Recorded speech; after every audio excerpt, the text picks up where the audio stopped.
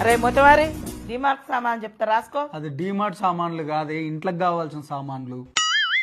7 మందికి అన్న తల్లికి ఒక పిల్ల తల్లి అంతా తింక నేర్పిందట. చూసుకొని రాయ్. పంచ్ అంటే ఇలా ఉండాలో.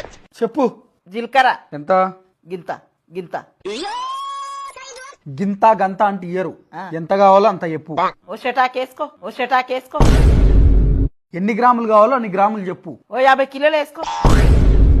నువ్వేమన్నా దుకాణం పెడుతున్నావే, అవి కిలోలు కాదు గ్రాములు. అదే వేసుకో. నెక్స్ట్ ఆవాలు ఎంత? అవి ఓ అద్దపావు వేసుకో. అవి ఓ అద్దపావు వేసుకో. అద్దపావు అంటే గింత. గంత కాదు గింత వేసుకో. గంత కాదు గింత వేసుకో. మళ్ళీ పంచ్. గింతనేలే, ఎన్ని గ్రాములో చెప్పు. 100 గ్రాములు వేసుకో. అట్లా చెప్పు. తర్వాత టాయిలెట్ టాయిలెట్ పోయిరాపు. టాయిలెట్ కాదురా, దోమలు వస్తే చచ్చిపోతాయి చూడు గది. అది టాయిలెట్ కాదు, ఆల్ అవుట్. ఇంకా ఒక లిప్టిక్ దే.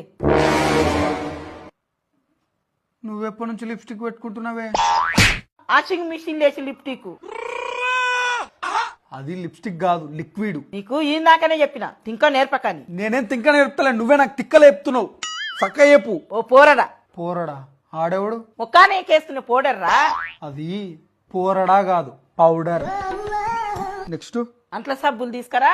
ఒకటేమో కుడక తీసుకురా. కుడుకనా? కుడుక అంటే అదే బాక్సులు ఉండదు, అదే బాక్సులు ఉండదు. అది కుడుక కాదు, డిష్ వాష్ బార్ అంటారు.